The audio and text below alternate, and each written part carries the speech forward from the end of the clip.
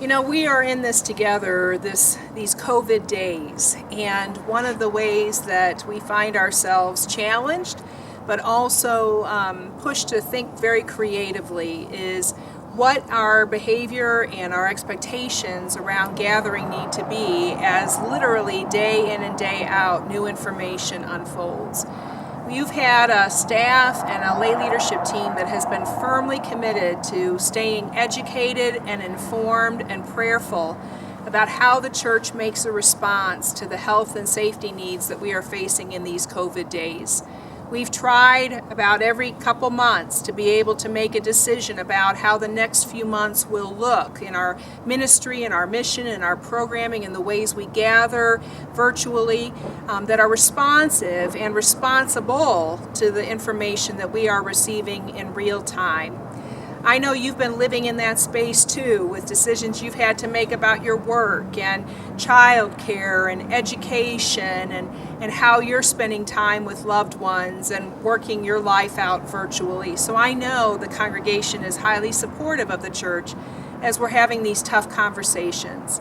And today we want to let you know as a staff, after meeting with staff members and conferring with experts around epidemiology, as we've conferred with our executive lay leaders and program leaders of the church, we want to let you know what the decisions are to take us through summer of 2020 as a church. You know, one of the values that's been so important and has driven our conversations and decisions about how and if and when we will gather again in person is that we are very mindful that we are not driven ultimately by the economics of our culture. We are not driven ultimately by the pressure that we're receiving by many of us and even within ourselves out of quarantine fatigue to just get back. We instead are driven by values that are committed to the health and the welfare of all of our congregation, not just those who are no longer in vulnerable populations. So I hope that you'll hear these ideas and these decisions from our staff today as they represent the hard decisions and discernment we're making about how we stay well and healthy and connected as a congregation through this summer of 2020.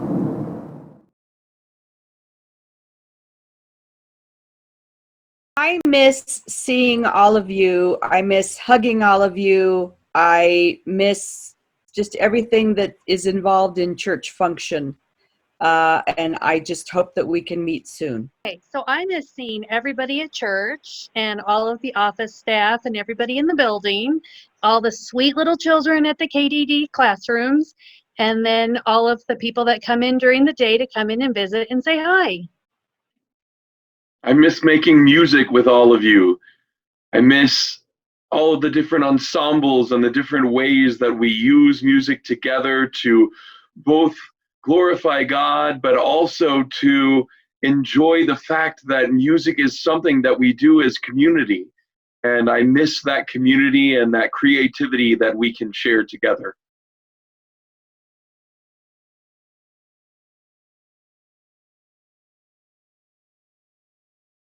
One of the things I've been sort of discovering while we've been in lockdown is I've really found a passion for editing and doing videography. I'm really excited to pursue that in school, and I'm really excited to be able to bring all the wonderful messages of service and all the hope that this community and this staff bring to other people, and I'm really excited to be able to bring that to others through video and editing. One of the things that I have learned is that we really can do things in a different way, and it still can be exciting and fun. And so I've learned more about my bell choir people. I've learned more about the staff because of the way we've met differently. And I've learned that you really can teach old dogs new tricks. So it's been lots of fun.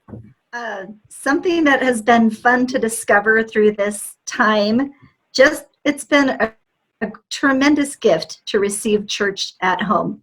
I've been able to sit with Shirley Heck and Jim Heck in their TV room with candles lit and hot coffee and sometimes a fire burning on the hearth if it was a cold and snowy day. And it's been really wonderful for Jim, who has a lot of trouble hearing, to fully engage in the service and hear and receive everything. And we just sing our hearts out and enjoy every moment of it. And we're so thankful for that gift. What I've discovered since we're having to do things in a new way is I get to see during Zoom Sunday School all the kids' favorite toys and their animals and some of the things they've been telling me about for so long. They get to show me on Zoom Sunday School because we do show and tell every week. So I enjoy getting to see their spaces and the things that they want to show me from their homes.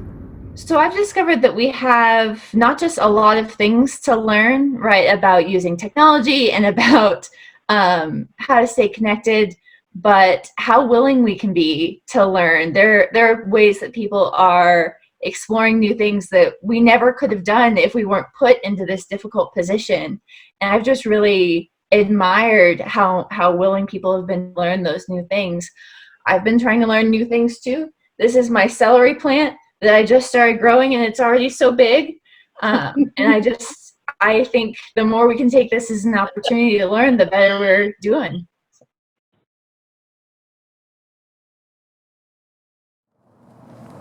On our e-blast today and on our website and in a form that we will be sending out to those who don't have access to technology, we have put up a statement and a recommendation for how we proceed as a congregation with gatherings and with our virtual worship life and program life through the end of the summer in 2020, primarily through the end of August.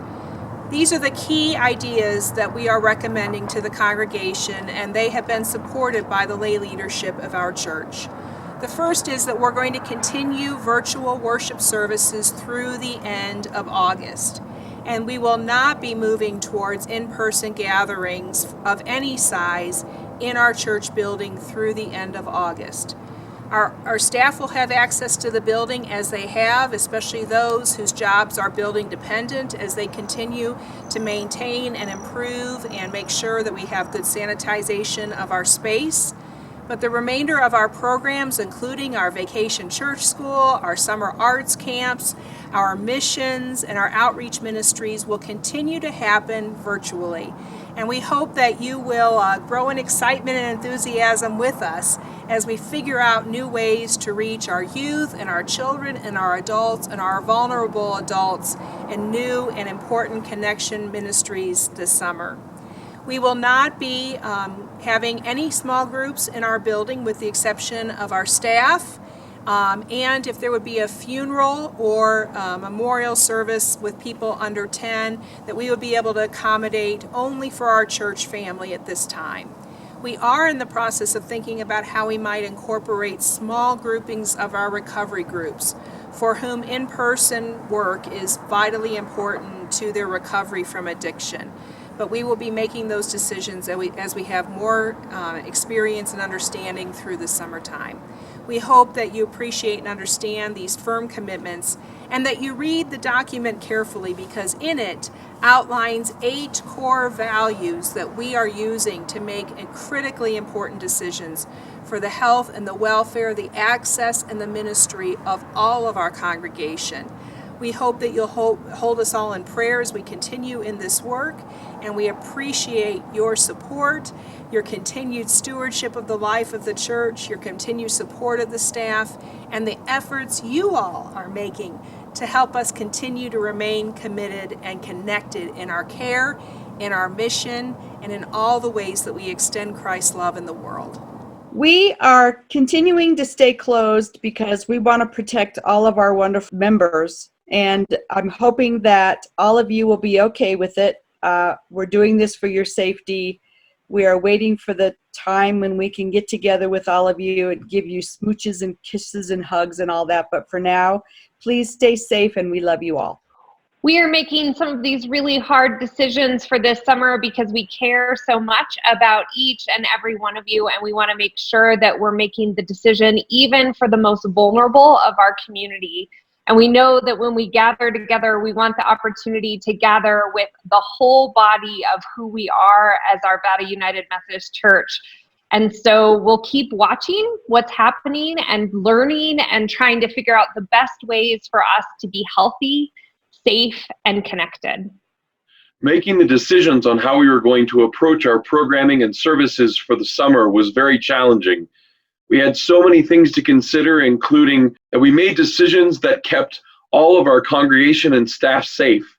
But most importantly, as we looked at how we were going to be able to continue to bring our normal ministries and programming to our congregation and our community, we wanted to make sure that we could do it at the level that people expected from AUMC. There is a challenge with choosing whether we can come together and sing and speak together, as the science and the research is showing that it is dangerous for us to speak, to project our voices, to sing in groups of people, as it is easy to spread any germs or viruses that we might be carrying in those kinds of situations. In Germany, they have gone back to church, but they are banning any collective singing or speaking in church services. Singing and speaking together is such an important part of how we worship, how we experience community with one another, how we experience fellowship with one another. And so in order to dream of how worship might happen without collective singing, collective speaking, without saying the Lord's Prayer together or singing an opening hymn together, it felt like that wouldn't be worship. And so we had to make a difficult decision that in order to really allow worship to continue it in the way that we are used to, in the way that it feels like worship, it would be better to continue it in an online way, to creatively find ways to continue to engage all of you and to show as many of you in our worship services and our videos as possible. And so we look forward to continuing to have you sing for us, dance for us, speak and read scripture for us as we continue to find ways to be creative, to see how we can worship God distanced but safe, and making sure that we still can sing together, even if it is you all singing in your homes with some of us singing on video.